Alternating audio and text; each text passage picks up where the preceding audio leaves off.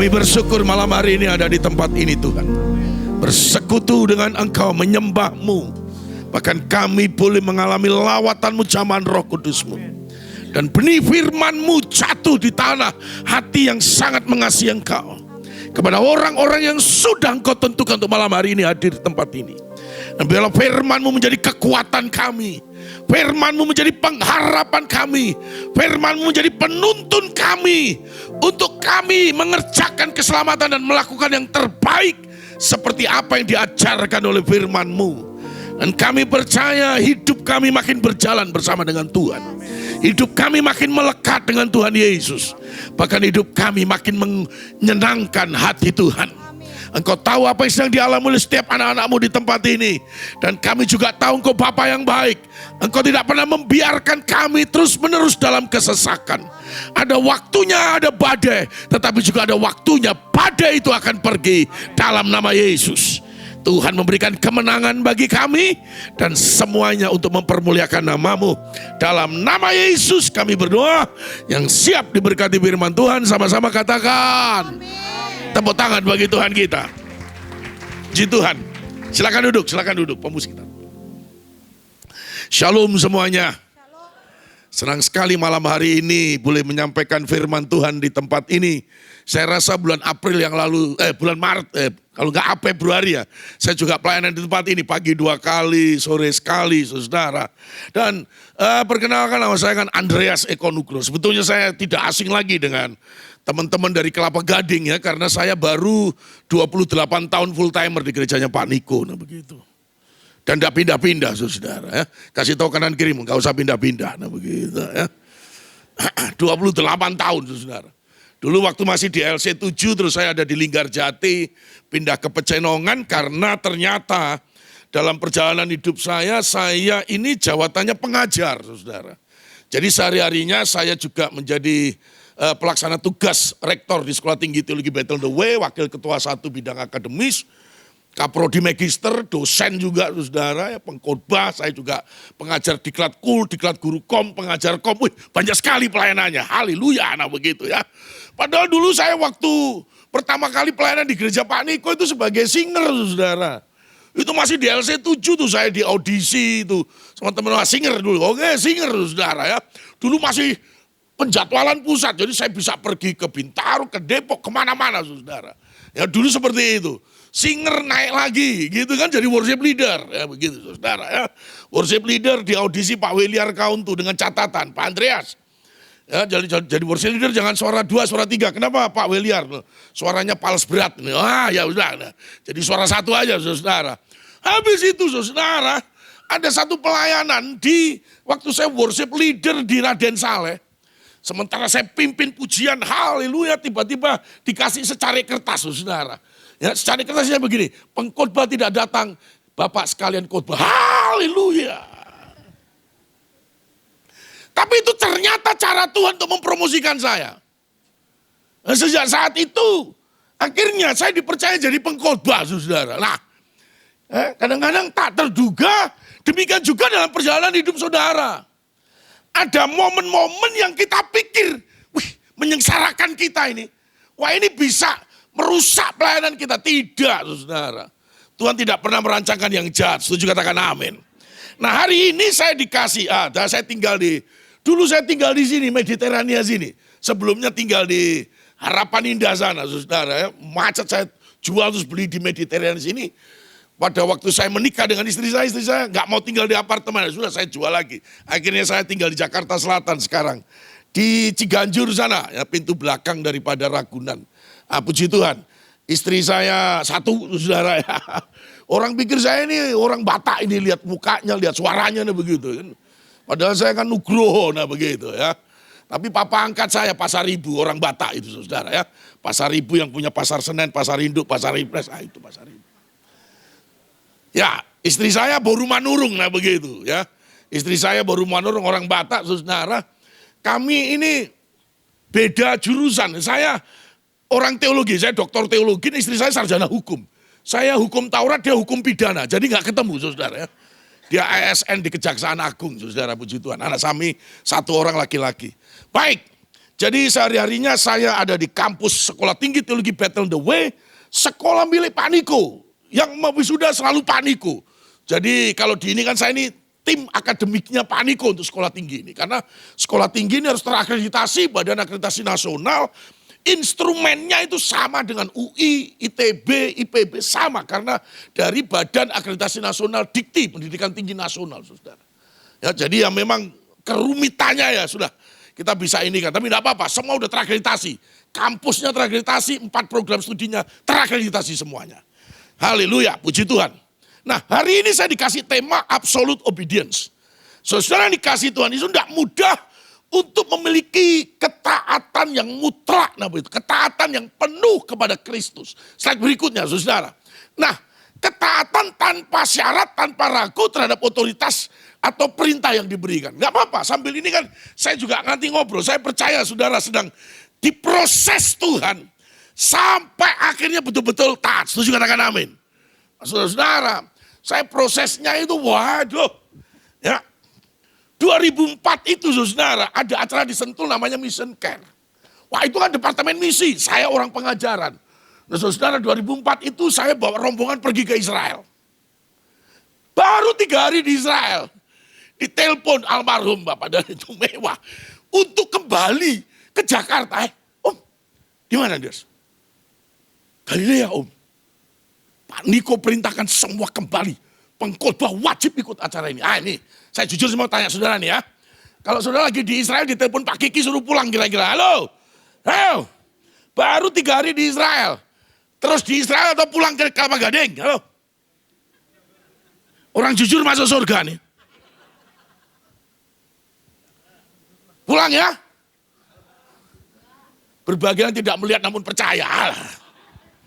Saya pulang. Wah, waktu itu saya marah.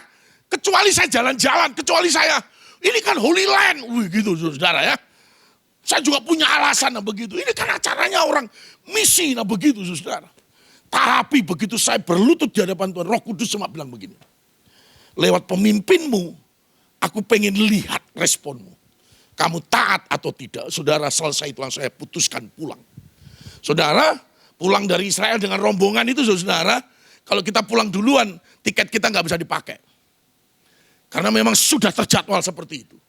Jadi pulang dengan tiket sendiri yang baru, saudara. Saya sampai di sini hari Senin pas pembukaan di Sentul. Saya langsung ke Sentul dari Bandara Suta, saudara. Ketemu Om Dani Tumema. Om, saya sudah ada di sini. Selamat datang di Indonesia. Selesai itu, selesai, saudara. Saya di antara 6.000 orang. Saya cuma mikir panitia, bukan pembicara, bukan apa-apa, bukan saudara. Bayangin apanya maksud Roh Kudus ini. Tapi ini belajar ini. Ketaatan mutlak. Ini saya nanti banyak cerita saudara. Ini kalau saya nggak taat nih, saya malam ini nggak di sini. Saya udah nggak di Pak Niko nih kalau nggak taat ini. Sederhana aja. Saudara dikasih Tuhan ini. 1 kali juga, enggak apa-apa ini banyak kesaksian ya. Ini kan banyak kul nih Pak ya. Kul kan kesaksian hidup kayak Ibu tadi itu. 1 kali ada rakor kul, rapat koordinasi. Karena saya juga tim inti daripada kul pusat, saudara. Saya termasuk tim yang mendesain, membuat kurikulumnya daripada Diklat Special Care itu, Diklat Special Kul itu ya. 12 materi itu, lalu juga ada Pastoral Care, ya. Saya termasuk juga itu.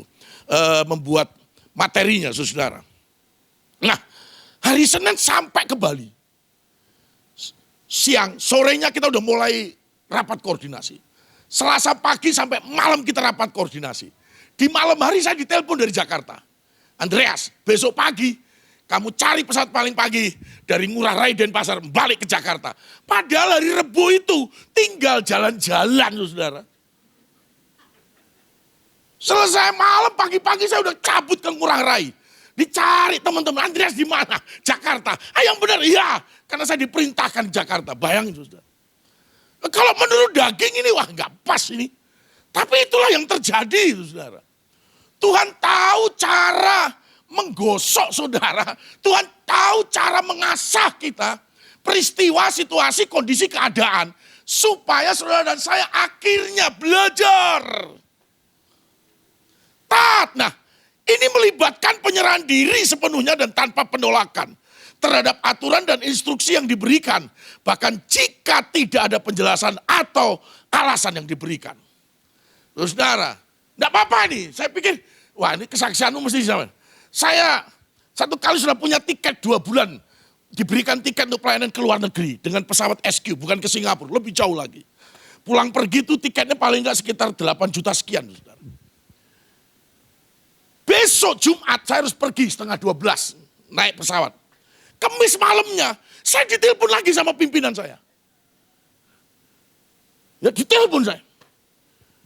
Besok saya tugaskan kamu untuk pergi ke salah satu kota di bangsa ini.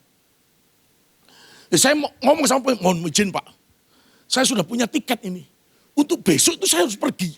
Untuk pelayanan ke sini. Pemimpin saya bilang, saya tidak izinkan. Tiketnya Pak, kita ganti. Bayangin, kalau saudara diutus, milih mana? Ke luar negeri atau ke dalam negeri? Orang jujur masuk surga loh. Luar negeri atau dalam negeri? Aku tahu yang kau mau. Pasti begitu. Tapi malam itu saya putuskan jam 11 malam itu. Siap Pak, saya ikuti perintah Bapak. Besok pagi saya batalkan. Waktu saya batal, Pak kok bisa begini ya? Saya diperintahkan pimpinan. Saya mesti taat. Nah ini, slide berikutnya saudara ya. Yesus Kristus mentaati kehendak Allah sepenuhnya tanpa syarat. Dan dengan penyerahan diri total, mengikuti teladan Yesus yang taat sampai mati di atas kayu salib. Nah ini Bapak Ibu Saudara, perjalanan orang Kristen itu ada 4, ada 4 area. Area pertama ketika kita menjadi manusia yang berdosa sebelum dalam Kristus. Saudara, apapun keberadaan kita mewarisi dosa warisan. Dan ingat, upah dosa adalah maut. Tapi kita masuk langkah yang kedua, justification, dibenarkan. Puji Tuhan, hari ini saudara dan saya menjadi orang yang percaya kepada Kristus, menerima Yesus sebagai Tuhan dan Juru Selamat, sehingga apa yang dilakukan Yesus di atas kayu salib, itu kalau bahasa teologianya diimputasikan kepada kita. Yang Yesus lakukan di atas kayu salib untuk menebus, untuk menghapus, untuk menggantikan, untuk membayar, itu diberikan kepada mereka yang percaya kepada Yesus. Sehingga posisi kita ada posisi kedua, dibenarkan. Nah, setelah dibenarkan karena percaya kepada Yesus, kita harus masuk posisi yang ketiga. Apa itu Pak? Sanctification, dikuduskan. Nah, dikuduskan inilah mengerjakan keselamatan, memelihara iman saudara, hidup takut akan Tuhan. Dalam sanctification pengudusan, ada tujuan, ada goalnya. Apa? Supaya kita menjadi serupa dengan Yesus gambaran anaknya. Ini jujur nih ya, saya percaya nih orang-orang Kelapa Gading dan Mo ini jujur-jujur nih. Hatimu udah seperti hatinya Kristus? Ya gak apa-apa. Pikiranmu udah seperti pikirannya Kristus? Pengampunanmu udah seperti pengampunan Kristus? Kasihmu udah seperti kasihnya Kristus? Belum semuanya, pantesan prosesmu berat. Serupa. Proses. Tuhan tahu masalah apa yang paling pas untuk memproses kita untuk menjadi serupa dengan Kristus. Tuhan tahu peristiwa apa yang paling pas buat kita. Untuk akhirnya kita menjadi, berubah, transformasi, serupa seperti Kristus. Bahkan Tuhan tahu siapa orang yang paling pas untuk memproses kasih kita, pengampunan kita, saudara. Biar seperti Kristus. Setelah kita meninggal, nanti baru proses yang keempat. Apa Pak? Glorification, pemuliaan. Kita akan bersama-sama dengan Kristus di rumah Bapa. Yohanes 14 ayat 2 dan 3. Di rumah Bapakku ada banyak tempat tinggal. Di mana Bapa berada, Yesus berada, kita pun juga akan berada. Kasih tahu kanan kirimu, kalau mau duluan pergi silakan. Baik, nah kita sedang dalam posisi sanctification ini. Saya pun juga diproses, saudara juga diproses. Tujuannya apa? Dan dalam keadaan sebagai manusia, ia telah merendahkan dirinya dan taat sampai mati, bahkan sampai mati di atas. Ini ketaatannya bukan sekedar taat, tapi taat untuk mati. Taat mati pun dia lakukan. Saudara, ini pengkhotbah marah atau khotbah terserah kau lu ya. Satu kali saya membaca tentang kenapa Paulus dalam suratnya yang kedua terhadap orang Korintus, dia memberitahukan bahwa dalam dirinya dia sudah berdoa 3 kali untuk dicabut duri dalam daging itu. Saya mau tanya sama saudara. Ya, Paulus orang biasa-biasa atau orang luar biasa? Pelayanannya biasa-biasa atau luar biasa? Sedikit memenangkan jiwa atau banyak memenangkan jiwa? Banyak memenangkan jiwa. Banyak mendemonstrasikan kuasa Tuhan. Yang mati Eutikus jatuh dari lantai 2. Hidup kembali. Pegang sapu tangan Paulus. Orang yang sakit apa? Sembuh. Tapi dia menulis. 2 Korintus pasal 12. Ayat 7 sampai dengan ayat yang ke-10. Dia berkata, aku sudah 3 kali berdoa. Supaya duri dalam dagingku itu dicabut. Ternyata jawaban Tuhan, halo, sesuai dengan kehendak Paulus atau beda? Jujur, sesuai atau beda? Beda. Kalau ada duri dalam dagingmu, maunya dibiarkan atau maunya dicabut? Kasih tahu karena ini sama kita. Maunya dicabut. Sebab duri itu tidak menyenangkan, tidak mengenakan, meresahkan. Dan Paulus sebetulnya nggak mau ada duri dalam itu. Makanya dia berdoa cabut. Tapi ternyata jawaban Tuhan, cukup kasih karuniaku Paulus kepadamu. Pertanyaan saya, begitu doa Paulus tidak dijawab Tuhan Yesus, halo? Paulus protes nggak? Yang kuat, protes atau tidak? Marah atau tidak? Kecewa atau tidak? Kalau keinginanmu nggak disetujui Pak Gembala, protes atau tidak? Marah atau tidak? Ya ini kalau ini kan dari hati ke hati aja. Tuh. Paulus nggak marah. Paulus nggak kecewa.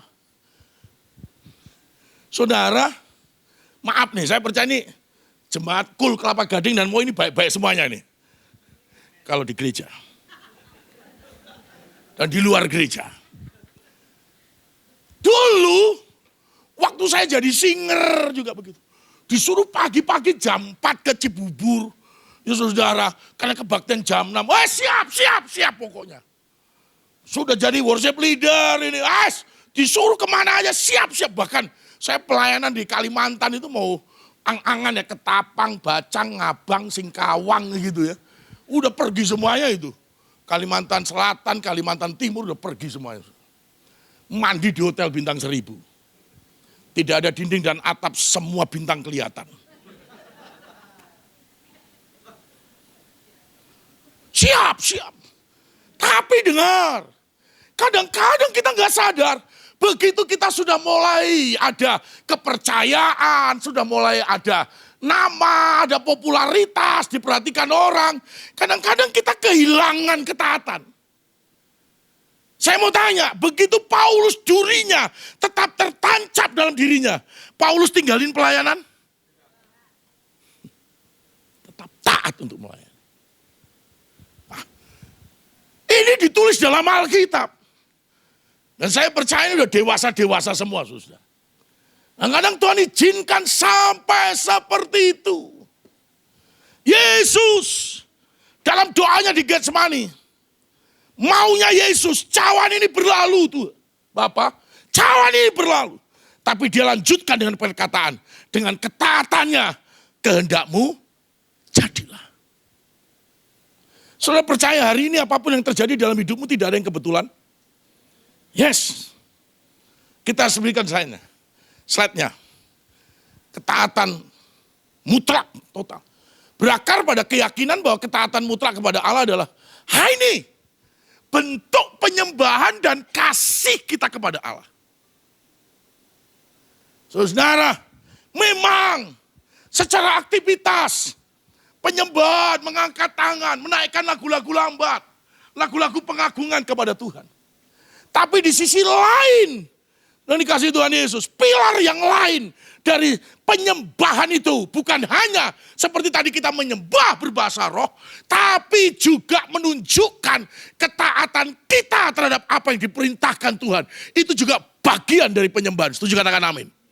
Bahkan dalam bukunya Purpose Driven Life, Rick Warren berkata, salah satu bentuk penyembahan itu kalau sudah menjadi pengusaha, pengusaha yang bertanggung jawab, pengusaha yang baik, pengusaha yang memberkati orang lain, itu juga bagian daripada penyembahan. Yang berikutnya kasih kepadanya. Karena kita mengasihi Tuhan, maka kita mengikuti teladan Kristus. Setuju, katakan amin. Ya, kasih kepada Tuhan. Nah, saudara, Yohanes 14 ayat 2, jikalau kamu mengasihi aku, kata Tuhan, kamu akan menuruti segala perintahku. Perintah yang enak maupun perintah yang enggak enak. Tampar pipi kiri. Yang kuat. Kasihkan. Yakin kau? Kalau diperlakukan yang jahat, membalas dengan yakin. Mata ganti, nah itu udah beda lagi. Udah terjebak kau. Katanya tampar pipi kanan kasih pipi kiri. Begitu mata ganti, ganti mata Pak Pendeta. Ayo. Menuruti segala, mau perintah yang menurut kita pas, menyenangkan, maupun sangat bertentangan dengan kita.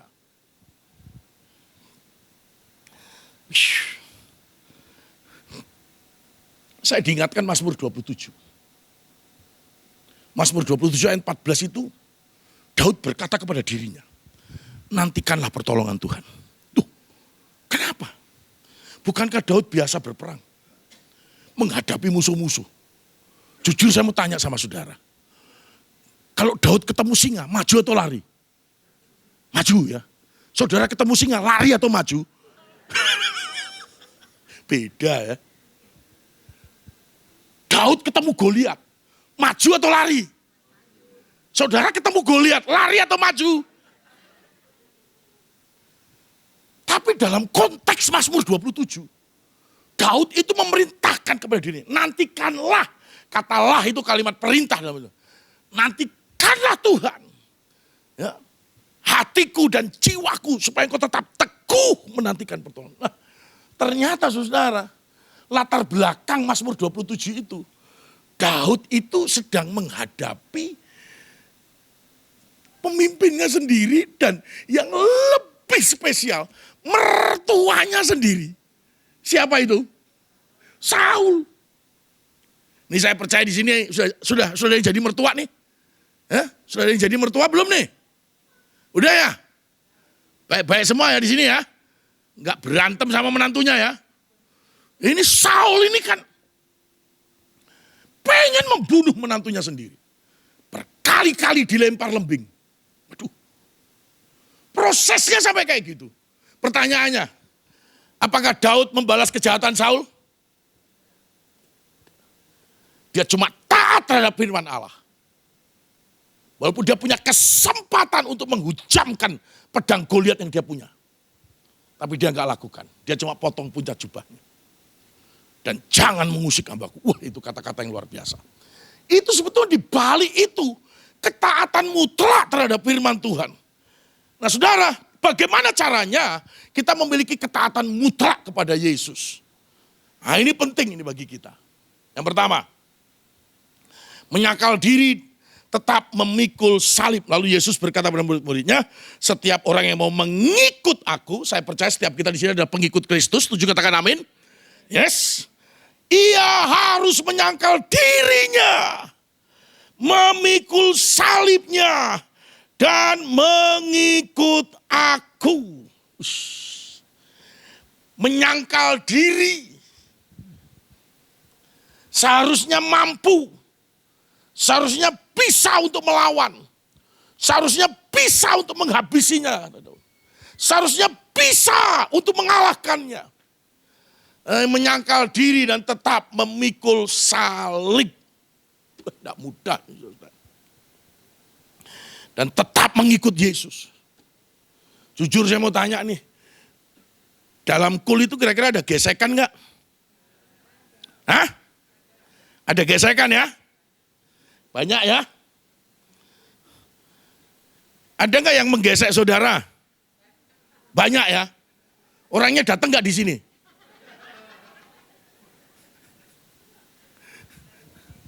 Tidak ada di sini ya?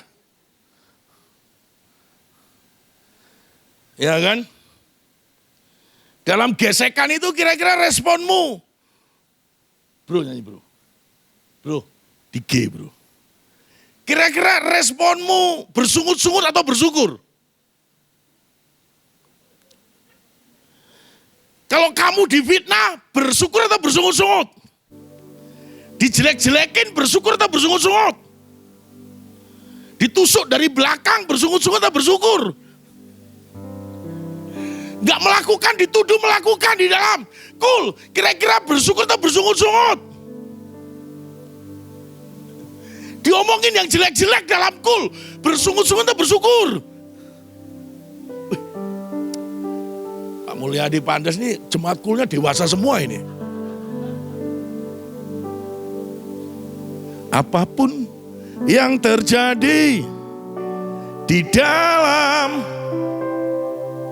selalu ku berkata, apa? Sampai sini.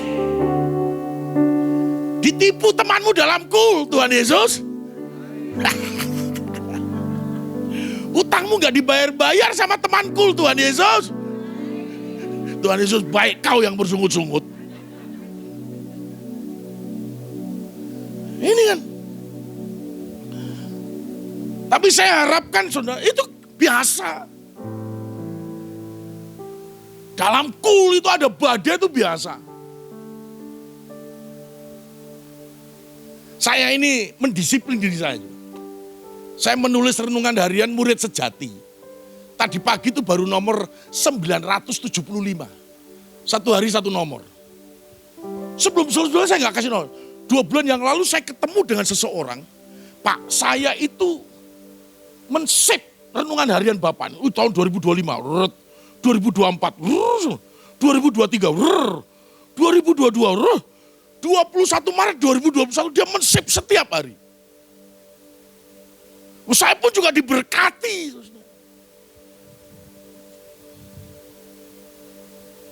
Satu kali saya mendapatkan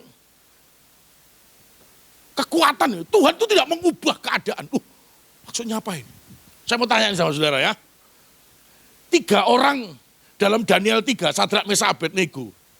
Ketika dilemparkan ke dalam dapur api. Apinya itu dipadamkan Tuhan atau tidak? Tidak.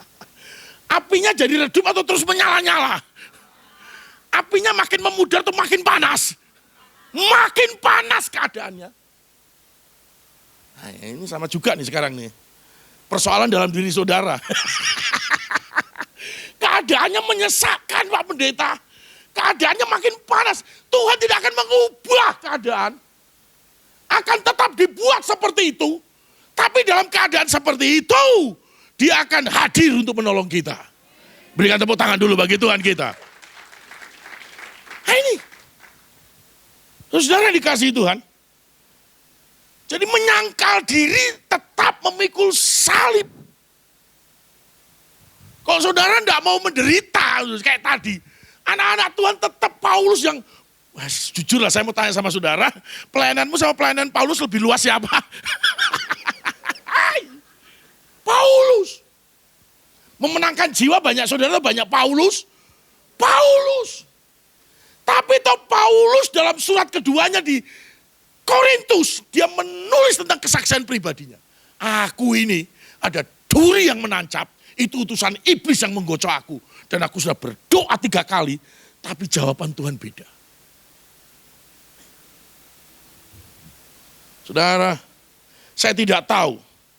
Jujur ini saya mau tanya, masih ada enggak doamu yang belum dijawab Tuhan? Masih ada enggak doamu yang belum dikabulkan Tuhan? Dikit apa banyak? Banyak ya, lihat wajahnya memang penuh pergumulan memang.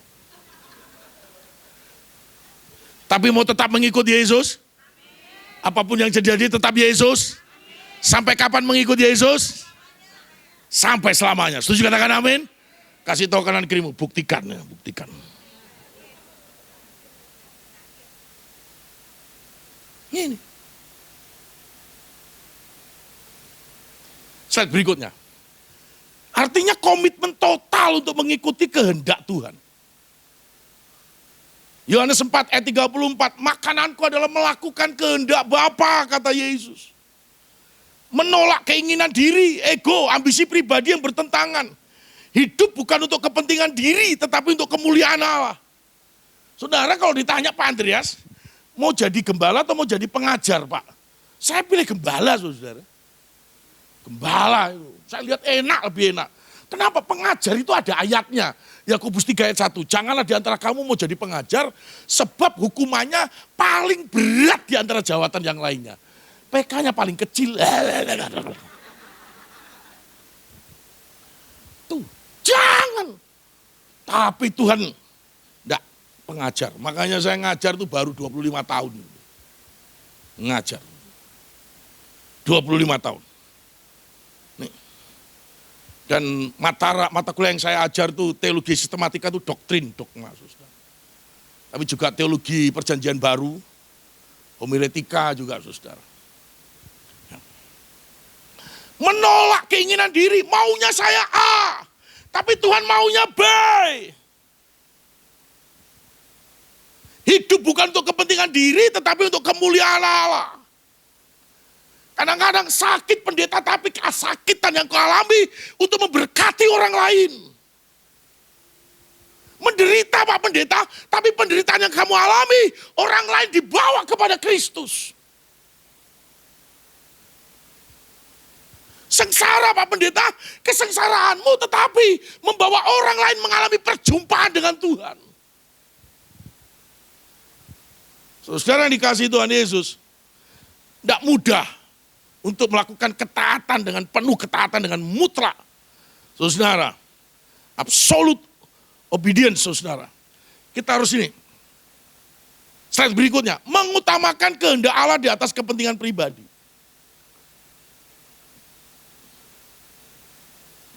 Ketaatan dalam pelayanan dengan kerendahan hati.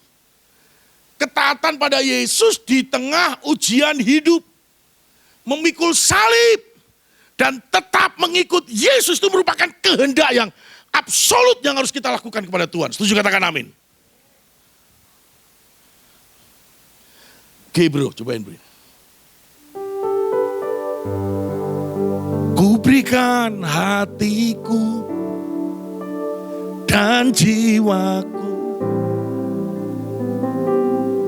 semuanya. Sampai situ dulu. Jadi yang kita berikan hati kita kepada Yesus sepenuhnya atau setengahnya? Pikiran kita, jiwa, pikiran, perasaan, kehendak. Itu setengah atau sepenuhnya? Yakin ya? Enggak apa-apa loh. Contoh nih pikiran, kalau pikiran kita taat kepada firman Allah, taat kepada Kristus. Maka pikiran kita harus pikirkan yang benar. Filipi 4 ayat 8, pikirkan yang suci. Pikirkan yang mulia, pikirkan yang patut dipuji, pikirkan yang sedap didengar, dan pikirkanlah semuanya itu. Ini kalau ada anggota kul di pojokan lagi ngobrol berdua, kira-kira saudara tersinggung nggak? Pikiranmu baik-baik atau enggak? Jangan-jangan ngomongin saya ini. Saya datang ke kul nggak bawa apa-apa, pulang bawa bungkusan ini. Puji Tuhan masih ada yang mau makan. Udahlah. Kok tersenyum? Tapi saya percaya di sini jemaatnya kulnya Pak Mul, Pak Andreas ini jemaat yang bawa makanan semuanya ya. Baik waktu datang maupun mau Ini bisa aja Pak Andreas, pengalaman bro. Berkas-berkasnya.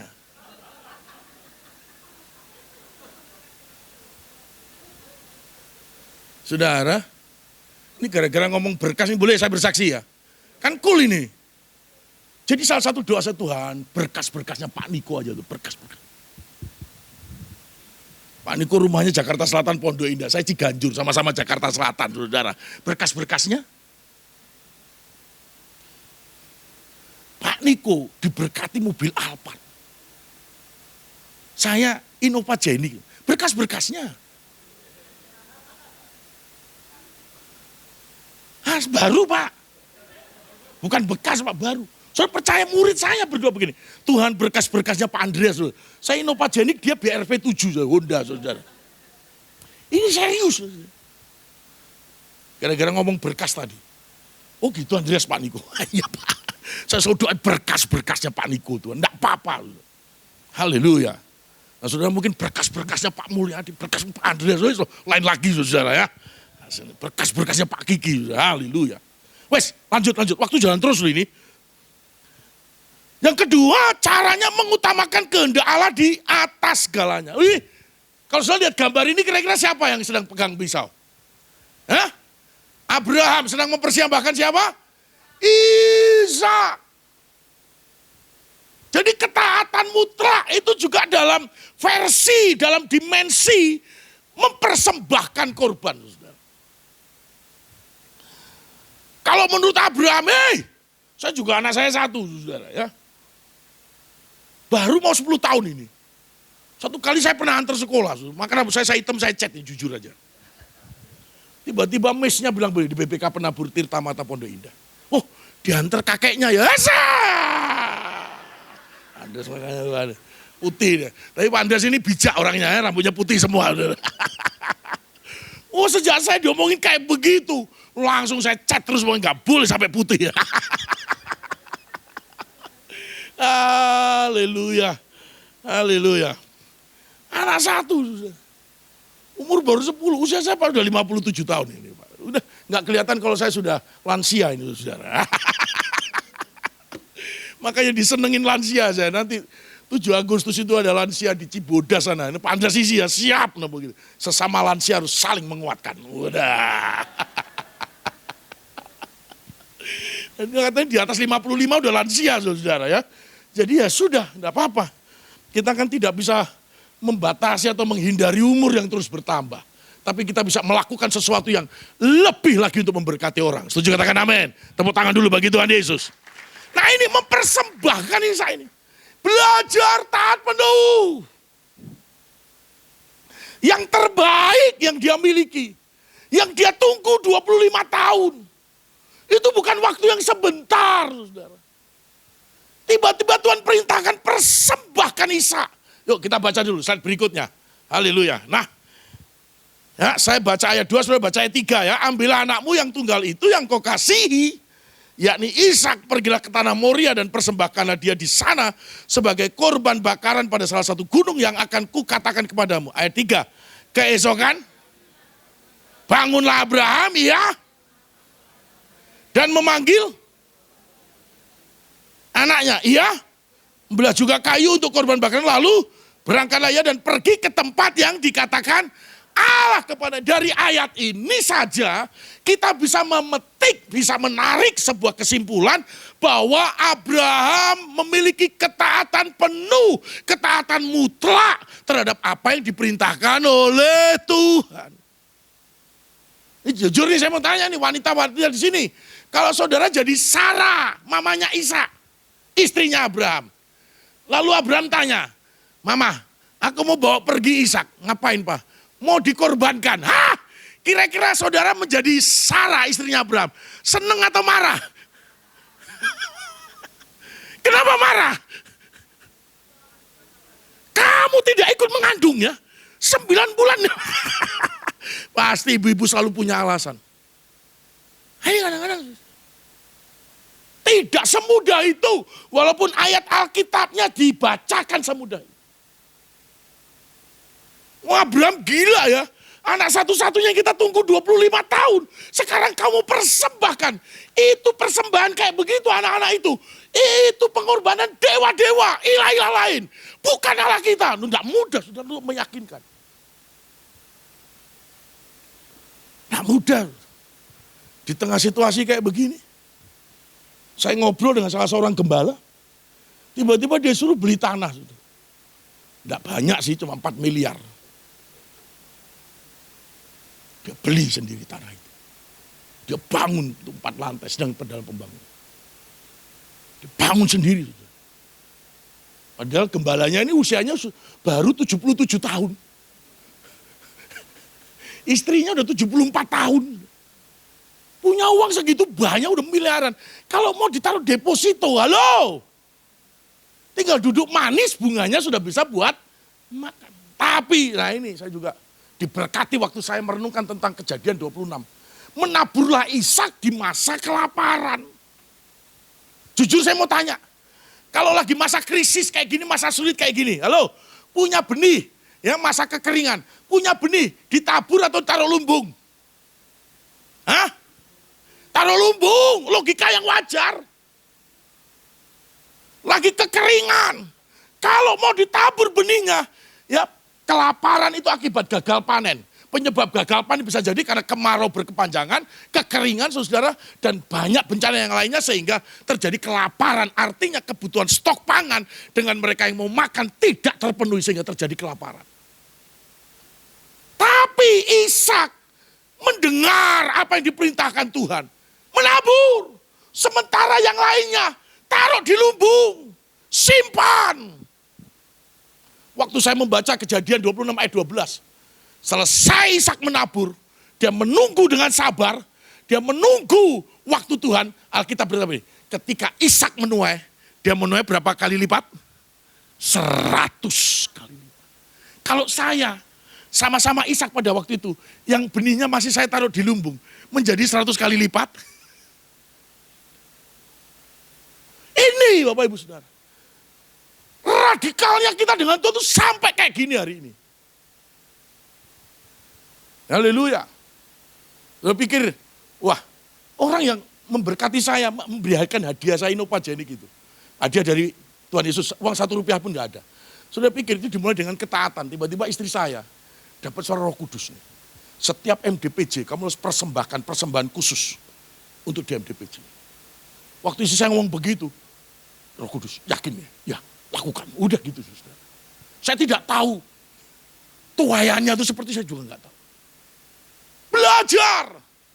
Hari ini juga absolute obedience. Kalau saudara ingin melihat kemuliaan Tuhan, kuasa, mukjizat, berkat yang lebih dari sebelumnya, harus dimulai dengan ketaatan. Lanjut, slide berikutnya. Abraham rela mempersembahkan Ishak. Pertanyaan saya, apa yang hari ini harus engkau lakukan dengan taat kepada Tuhan dan perintah Roh Kudus? Ketaatan dalam sukacita maupun menderita. Saudara ingat janda Sarfat? 1 Raja-Raja 17 ayat 10 sampai dengan ayat 16. Tepung tinggal sekali pakai. Minyak tinggal sekali pakai. Tapi dia dengar perintah dari Nabi Elia. Buat terlebih dahulu buat aku untuk dibikinkan kue. Padahal janda Sarfat ini sudah memperhitungkan tepung dengan minyak ini sekali olah untuk dirinya dan untuk anaknya. Habis. Coba kalau dia tidak punya ketaatan mutlak dalam penderitaan kayak begitu. Besok dia lihat tepung itu akan benar-benar habis. Minyak itu akan habis. Tapi dia belajar taat dengan penuh. Taat dengan mutlak. Dia berikan untuk Elia. Dia tabur untuk Elia. Begitu besok pagi dia lihat. Halo, seharusnya analisa matematika kita. Tepung dalam tempayan harusnya habis. Tapi ternyata besok masih ada. Minyak-minyak masih ada. Lusa masih. Lusa lagi. Minggu depan, bulan depan, tahun depan, masih ada. Ketaatan itu mendatangkan mukjizat. Setuju katakan amin. Menderita. Kalau sudah baca Lukas 5, Pak Andres nih, saya senang baca Alkitab sudah. Jadi banyak kisahnya. Petrus itu sepanjang malam menebarkan jala Danau Galilea. Lukas 5. Ayat yang ke-6 Petrus berkata, sudah sepanjang malam aku bekerja keras. Berusaha menebarkan jala. Sampai pagi, halo dapat ikan enggak? Enggak. Tapi begitu di tepi danau, Yesus ngomong lagi, kembali ke tempat yang lebih dalam dan tebarkan jalamu. Kira-kira kalau saudara, rombongannya Petrus, kulnya Petrus, mau pergi lagi nggak? Halo, anggota kul. Kira-kira mau pergi lagi nggak? Memang kelihatan dari wajahnya ini. Pak Mulyanto, Pak Andreas, semalam kita sudah menebar jala berkali-kali tidak dapat ikan. Kok sekarang mau balik lagi? Tapi Petrus tak, dan hasilnya beda. Begitu dia membawa perahunya, dia tebarkan jala. Alkitabnya, jalannya penuh dan hampir goyang. Nih, saat menderita pun begitu. Berikutnya, memiliki konsistensi caranya. Supaya kita juga memiliki ketaatan mutlak. Ini tanya jawab, enggak apa-apa ya. Berikutnya, ayo. Nah, Yesus itu mempersembahkan doa dan permohonan dengan ratap tangis dan keluhan kepada Dia yang sanggup menyelamatkannya dari maut. Dan karena kesalehannya ia telah didengarkan. Dan sekalipun ia adalah anak, ia telah belajar menjadi taat dari apa yang telah dideritanya. Ini kata poin penting itu, belajar menjadi taat. Haleluya. Belajar. Tidak ada yang kebetulan. Saya antar sekolah anak saya itu jam 6 kurang sampai sekolahnya jam setengah 7. Habis itu saya langsung ke kampus Tanjung Duren. Dan setiap saya di kampus, setiap pagi bertahun-tahun. Jam 7.15, 7.20, lampu masih mati dan tidak ada satu staf pun. Bayangin pimpinan duluan yang datang. Ini kalau saya, padahal saya masih punya jam, sampai jam 10 saya belum dianggap terlambat, saudara-saudara. Kalau saya terlambat, saya nggak dapat uang makan, uang transport, saudara-saudara. Saya 7:15, 7:20, belum ada yang datang. Itu berhari-hari, berminggu-minggu, berbulan-bulan, bertahun, saudara. Mesti datang duluan. Belajar taat ini, menjadi teladan. Ini jujur nih saya mau tanya nih, ini di kul nih ya. Halo, ada nggak gembala kulmu yang suka terlambat? Saya tutup mata nih biar nggak tahu saya menjawab. Hah? Nggak ada yang ngaku. Nggak ada ya? Gembala kulmu semua baik-baik ya?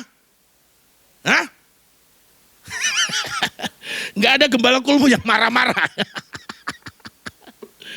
Waduh. Nggak ada gembala kulmu yang pelit ya? Selalu berkorban ya? Gembala kulmu selalu di depan menjadi teladan ya? Amin. Ini kalau di kul ini, saya langsung serang ke domba-domba. Kenapa Pak? Kamu bisa lihat selumbar di mata orang. Kamu nggak bisa lihat dirimu ada? Wah, maaf Andreas, maaf. Kamu bisa melihat kelemahan, kekurangan gembala kul. Tapi kamu ada balok di matamu. Nah, ini aja. Belajar menjadi taat. Lanjut. Belajar untuk menunjukkan ketaatan yang sempurna. Ayo. Ibadah kul setia. Walaupun hujan tetap datang ke kul. Walaupun halilintar menggelegar tetap datang ke kul. Banjir juga ke kul. Kan sama, saya tinggal di sini juga bertahun dari 2004 sampai 2014 itu. 10 tahun saya tinggal di situ. Tahu banjir juga depan itu. Belum dibangun itu. Tol di atas itu. Ya kan? Bahkan dalam jalan penderitaan pun harus tetap taat. Untuk melakukan kebenaran. Untuk berdiri dalam kebenaran. Untuk menjalani dalam kebenaran sesuai firman Tuhan. Bahkan dalam keadaan ratap tangis. Keluhan. Bahkan rasa sakit dirinya. Harus tetap taat untuk melakukan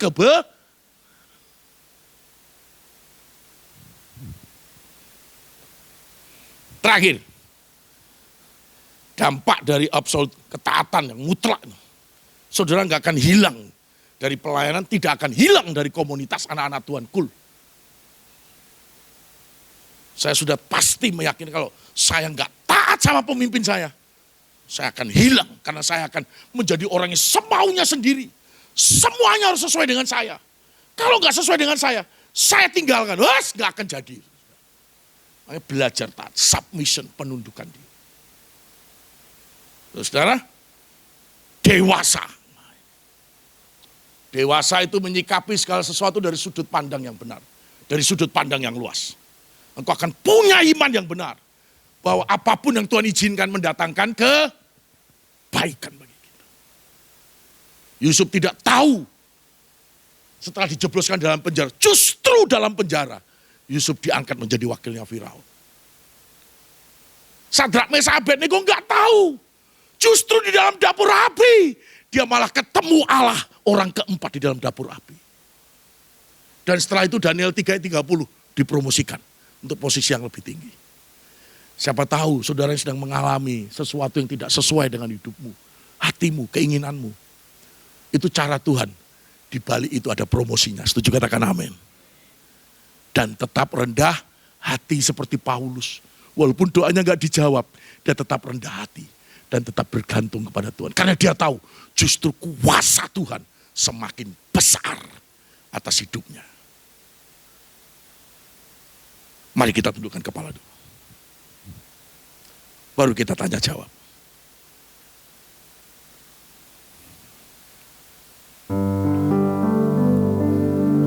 Mari lihat diri kita.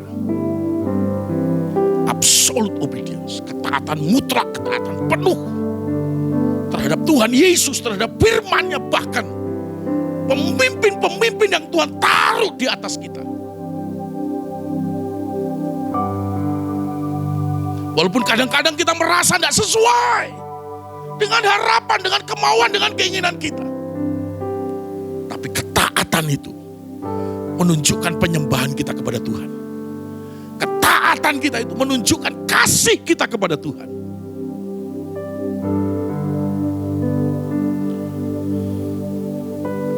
Malam hari ini satu kata.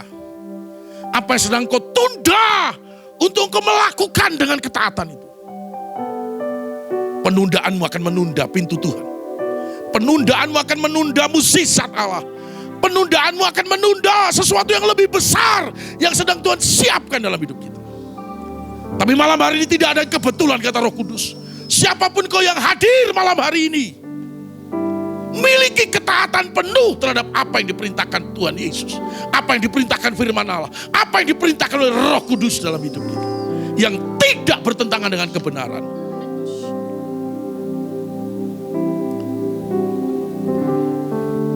Tetap dalam keadaan duduk. Engkau yang berkata malam hari, Tuhan, aku mau belajar, mau taat. Mari angkat tangan kananmu. Sekalipun itu tidak sesuai dengan hatimu, sesuai dengan logika dan pikiranmu, sesuai dengan kemauanmu, tidak sesuai. Tapi aku mau belajar untuk melakukannya. Berkati setiap anak-anakmu di tempat ini, jamah dalam nama Yesus. Roh Kudus Engkau bekerja, Roh Kudus Engkau melawat, Roh Kudus Engkau meneguhkan, menguatkan niat anak-anakmu untuk taat terhadap apa yang Kau perintahkan.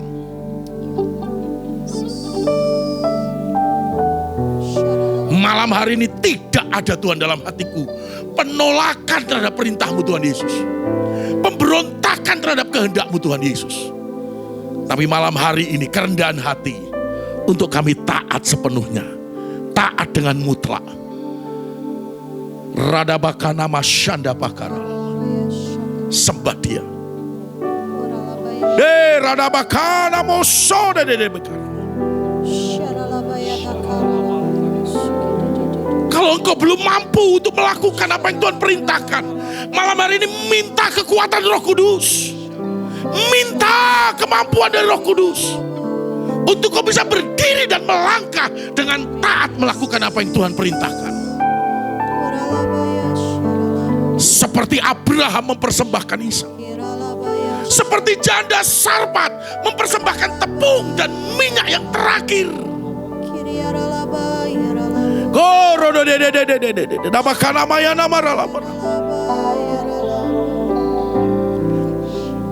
Aku mau Tuhan. Katakan aku mau Tuhan. Apa yang Kau perintahkan, apa yang Kau kehendaki Tuhan Yesus, aku mau Tuhan. Aku mau. Makasih Tuhan Yesus. Thank you Lord Jesus. Malam hari ini bukan malam yang biasa-biasa. Tidak ada yang kebetulan siapapun yang hadir. Engkau sedang mengajar kami untuk belajar taat Tuhan. Amin. Seperti anak-anakmu dalam Alkitab. Walaupun itu bertentangan, walaupun itu tidak sesuai, tapi kami tundukkan diri kami submission dengan rendah hati. Akan melakukan apa yang kau perintahkan. Dalam nama Yesus, jamah anak-anakmu malam hari ini. Satu persatu ya Roh Kudus. Dekanama Shanda Bakada Baralabu. Orada Baka Sekene Mekanamaya Namara. Mari bangkit berdiri. Ku yakin kau hadir di sini. Ku rasakan kuasa yang tak terbatas. Ku yakin kau nyata di sini. Kemenangan. Ku yakin Roh Kudus Engkau hadir. Ku yakin kau hadir di sini. Ku rasakan kuasa yang tak terbatas. Ku yakin kau nyata di sini. kemenangan terjadi. Katakan segenap jiwaku, segenap jiwaku, segenap jiwaku memujimu.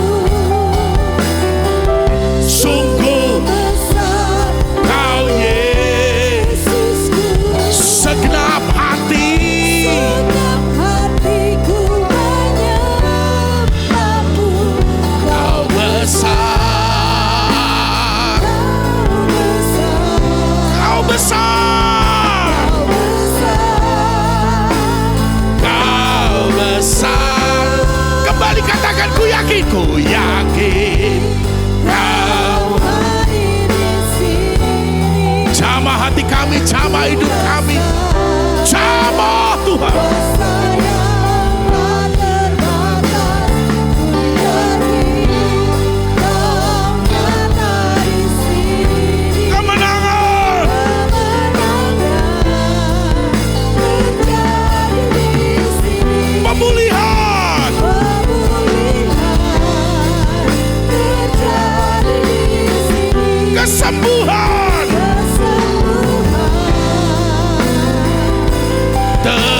terjadi di sini.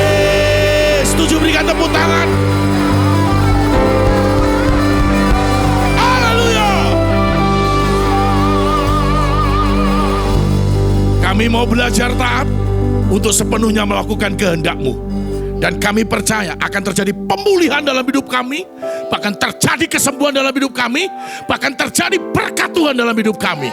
Dalam nama Yesus kami berdoa. Yang mau melakukan firman Tuhan sama-sama katakan Amin. tepuk tangan bagi Tuhan. Tanya jawab Pak, Q&A. Oke, silakan duduk. Kalau saudara ada yang mau bertanya, silakan.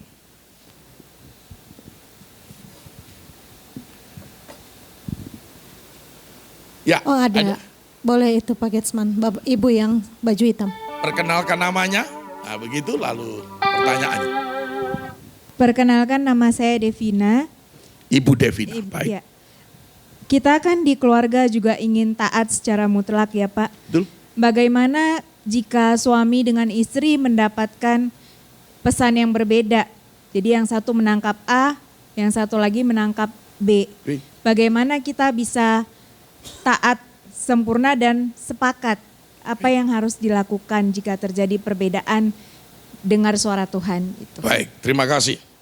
Nah, dalam keluarga ada hierarki. Tentunya hierarki pertama adalah Tuhan Yesus, di bawahnya adalah suami, baru di bawahnya adalah istri, dan posisi suami sebagai imam yang membawa istri dan anak-anaknya, keluarganya untuk beribadah kepada Tuhan, untuk menyembah Tuhan, untuk mempersembahkan diri bagi Tuhan. Sebagai nabi yang menyampaikan pesan, yang mengajar firman Tuhan kepada keluarganya. Sebagai raja yang membuat keputusan. Nah tentunya ketika suami mendapatkan A, istri mendapatkan B, berarti belum ada kesehatian, kesepakatan. Sebab kalau Roh Kudus berbicara di antara dua pribadi, suami dan istri, kita berdoa saja dua orang sepakat menggoncangkan kerajaan surga. Apalagi ini terhadap pesan daripada firman Tuhan. Ya sabar menanti. Tapi tetap otoritas ada pada suami. Begitu. Ya, sama yang kayak tadi saya katakan, istri saya udah dapat pesan ini. Setiap MBPJ harus mempersembahkan persembahan ini kepada Tuhan Yesus. Ya, istri saya ngomong begitu, saya juga sukacita damai siap lakukan. Ya, tapi kalau belum ya jangan. Sebab harus tetap tadi kesepakatan, kesehatian. Lalu siapa suara itu? Ya hierarkinya suami. Istri juga harus belajar mendengarkan. Istri saya Pak, kabid doa di salah satu gereja. Satu hal AKR Pak Totong. Makanya kalau saya pergi itu sendirian aja, istri saya juga pelayan. Anak saya sudah singer, worship leader di sekolah minggu, GCA begitu. Jadi semua suaranya gak jauh beda kayak saya. Haleluya. Karena dia orang Batak, ada darah Bataknya. Begitu Ibu, jadi mesti taat tadi. Karena suami dalam hierarki Tuhan Yesus, suami baru istri, anak-anak. Jadi harus dengarkan suami. Begitu Ibu. Sampai suami, ya baru apa yang Ibu dapatkan dari Tuhan, lakukan dengan sepenuhnya. Terima kasih. Ada lagi?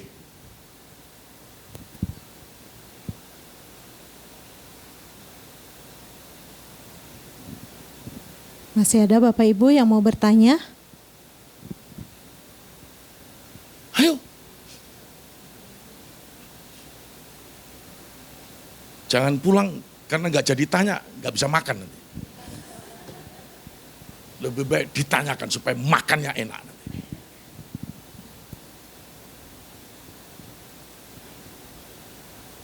Tidak ada Pak Mulyanto. Semua siap untuk taat melakukan kehendak Tuhan. Amin. Jadilah sesuai dengan imanmu. Tuhan memberkati, berikan tepuk tangan bagi Tuhan Yesus. Ada. Jadi. Oh, jadi. Oh ya, silakan Pak.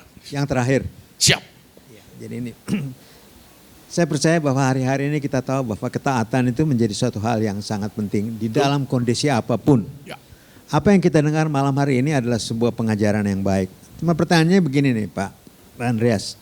Nah di dalam kondisi masyarakat yang dalam kondisi, pertama kita tahu bahwa kondisi ekonomi tidak baik-baik saja. Setuju ya? Banyak orang yang sedang kehilangan pekerjaan. Setuju ya? Bahkan di dalam pelayanan tidak jarang orang tidak bisa melayani karena kondisi ekonomi lagi tidak baik-baik saja. Ya. Setuju ya? Ya. Ada di antara kita dan saya kenal beberapa orang. Bahkan untuk melakukan sesuatu yang baik saja akan susah. Apalagi datang ke KUL mungkin ya. Mau KUL aja susah Pak. Iya kan? Nah saya bersyukur di KUL kita ini ada potluck jadi lebih enak. Jadi enggak, kita dulu kalau KUL tuh harus sebagai kepala gembala KUL kita harus mengolah sendiri. Nah sekarang agak mendingan. Nah bagaimana kita ini sebagai anak-anak Tuhan supaya kita tetap bisa taat sesuai dengan apa yang firman Tuhan sampaikan. Sebab kalau bicara mengenai kebenaran firman Tuhan pasti tidak ada yang salah dengan contoh-contoh yang diberikan melalui firman Tuhan. Nah seutuhnya bagaimana kita ini sebagai anak-anak Tuhan, sebagai gembala KUL untuk bisa bersikap di dalam kondisi ekonomi bangsa kita yang tidak baik-baik saja. Terima kasih Pak. Baik, terima kasih Pak. Yang pertama, saya ingin bawa saudara kepada realitas kenyataan. Di dalam Alkitab ternyata ada anak-anak Tuhan yang lagi minus, nes. Siapa Pak? 2 Raja-Raja pasal 4 ayat 1. Janda Nabi ditinggal mati suami, ditinggalin hutang. Bisa bayar nggak? Bisa bayar nggak? Enggak. Tapi di ayat 7, 6 ayat berikutnya, janda Nabi itu bisa menyelesaikan semua hutangnya. Pas-pasan atau ada lebihnya? Ada lebihnya. Padahal udah minus nih. Nggak bisa bayar. 2 anaknya mau diambil jadi hutang. Oke. Contoh kedua. Kalau saudara membaca 1 Samuel 21 ayat 3. Itu Daud itu pernah begini nih. Sama Imam di Nob. Adakah roti di tempat? Duh, Daud sampai minta-minta roti. Kira-kira Daud punya uang enggak? Enggak, saudara. Dan Imam Dino berkata, ada roti. Cuma roti untuk persembahan. Kalau kamu enggak kudus, kamu makan roti ini, mati. Daud berkata, kami hidup benar. Dimakan, saudara. Udah kayak gini ya, udah tangan minta nih kata Alkitab. Ayat 11-nya, Daud pun juga ketangkep sama orang AI. Nah, Alkitab mencatat begini, Daud pura-pura jadi gila. Itu tadi yang ekonomis itu tadi sudah pernah hampir gila, beneran. Tapi Daud pura-pura gila sampai kayak gitu. Dan Daud juga sampai 1 Samuel pasal 25. Itu Daud mengutus anak buahnya untuk minta makanan sama siapa? Abigail, suaminya siapa namanya? Nabal, dikasih enggak? Sama Nabal? Enggak. Sampai kayak begini. Kalau sudah baca 1 Samuel 30 ayat 4, itu Daud itu pernah nangis padahal singa maju, beruang maju, Goliat maju, membunuh prajurit-prajurit musuh berlaksa-laksa. Nangis kata Alkitab, sampai gak kuat lagi menangis. Kenapa? Begitu dia pergi meninggalkan istri dan anak-anaknya, lalu dia balik, itu rumahnya udah rata dengan tanah, istrinya dibawa pergi, anaknya juga dibawa pergi, gak ada. Seperti itu yang membuat dia nangis. Tapi ayat 6-nya ada satu kata-kata firman Tuhan, Daud menguatkan imannya. Nah itu tadi, bisa jadi anggota kul kita, ini posisinya tadi itu, ngenes gitu ya, nes, nah gitu. Mungkin juga seperti Ayub tuh, wah diizinkan Tuhan. 7.000 kambing dombanya kena api dari langit. Jadi kambing bakar semua. 3.000 ontanya dirampok orang Seba, orang Kasdim. 500 keledainya, 500 lembu sapinya dirampok semua. Ayub penyakitan dari ujung kepala sampai ujung kaki. Ayub pasal 2. Bau barah, bau nanah ayat 7 dan 8. Ayat 9, istrinya Ayub. Ini kalau saya bilang orang Tanah Abang, ada uang abang disayang. Tidak ada uang abang Ayub di kutuki Allahmu, kutuki dirimu, dan cepat suruh mati. Bayangin tuh, tapi saya percaya ibu-ibu di sini baik-baik semuanya. Keadaan apapun suaminya tetap cinta, tetap sayang. Sampai mati juga. Jadi Pak, ya harus diajarkan di tengah-tengah. Itu tadi penderitaan tadi itu. Tangkap pesan Tuhan, punya iman, tapi juga bukan hanya mengerti dan memahami, tapi juga belajar melakukan. Seperti tadi janda Sarfat. Itu udah tinggal tepung terakhir, minyak terakhir, tapi masih juga memberi. Coba kalau nggak diberi, habis beneran besoknya. Tapi Alkitab tidak bercerita begitu. Alkitab bercerita, dia persembahkan untuk Elia, dia tabur untuk Elia. Sampai 3,5 tahun kemudian, musim kekeringan, dia tidak pernah mengalami kekeringan. Jadi ditanamkan aja. Situasi sulit. Itu juga tadi kelaparan itu bukan hanya untuk orang tidak benar. Krisis itu juga bukan hanya untuk tidak benar. Untuk pengusaha, anak Tuhan juga krisis hari ini. Betul nggak? Sama-sama krisis, tapi akan ada perlakuan Tuhan yang berbeda. Begitu kita taat terhadap apa yang diperintahkan Tuhan seperti Ishak. Gitu Pak. Jadi kembali lagi tanamkan kebenaran untuk melakukan dalam situasi yang paling sulit, gitu ya. Apes, ambles, bles, begitu. Nah, ini Pak Pendeta nih, biar bisa aja supaya sudah sukacita. Tapi yang penting taat tadi itu. Dulu saya juga waktu pertama-tama melayani juga, langsing sekali.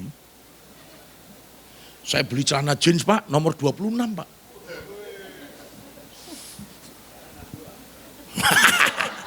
(38) Ini Yesaya 54 ayat 2 dan 3. Sebab engkau akan mengembang ke kanan ke kiri.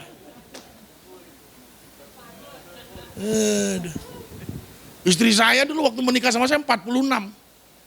Sekarang 76. Tidak apa-apa, udah punya anak ya Pak ya Bu ya. Itulah, taat aja. Sudah Pak, apalagi? Ayo. Gak apa-apa nih kalau nggak ditanya nih nggak keluar ilmunya nih. Senang sekali saya bisa diberikan kesempatan Dan tentunya nanti kalau ada pertanyaan-pertanyaan bisa japri saya dan saya akan berikan jawaban yang terbaik. Tuhan memberkati kita semuanya. Mari kita satukan hati, kita tutup Midweek Fellowship ini, kita akan berdoa syafaat. Terima kasih Bapa untuk firman-Mu Tuhan yang telah Engkau tabur Tuhan di malam hari ini. Kami percaya Tuhan, ini bukan suatu kebetulan Tuhan, Engkau kirim hamba-Mu Tuhan Bapak Andreas Nugroho ini Tuhan ke tempat Midweek Fellowship ini Tuhan. Kami percaya ada satu rencana yang indah Tuhan atas setiap kami. Ada satu remah Tuhan yang akan kami pegang Tuhan dalam setiap kehidupan kami Tuhan. Terima kasih Tuhan untuk firman-Mu Tuhan. Untuk kami senantiasa diingatkan untuk kami mempunyai ketaatan yang mutlak Tuhan Yesus. Biarlah firman ini tidak hanya Tuhan kami sebagai pendengar, tapi kami akan menjadi pelaku-pelaku firman-Mu Tuhan. Dan kami akan menjadi garam dan terang dimanapun Engkau tempatkan kami berada. Terima kasih Bapak, berkati Bapak Andreas Nugroho Tuhan, berkati dalam pelayanannya Tuhan, dimanapun Engkau utus hamba-Mu ini berada Tuhan. Tanda-tanda heran senantiasa menyertai hamba-Mu ini Bapa. Berkati keluarga, istri, anaknya Tuhan. Mazmur 91 senantiasa menyertai kehidupannya Yesus. Terima kasih Bapa, terima kasih Tuhan. Kami juga berdoa Tuhan untuk jemaat-jemaat-Mu Tuhan yang setia Tuhan. Datang di Midweek Fellowship ini Tuhan. Kami percaya mereka pulang dengan tidak sia-sia Bapa. Firman ini akan tertanam.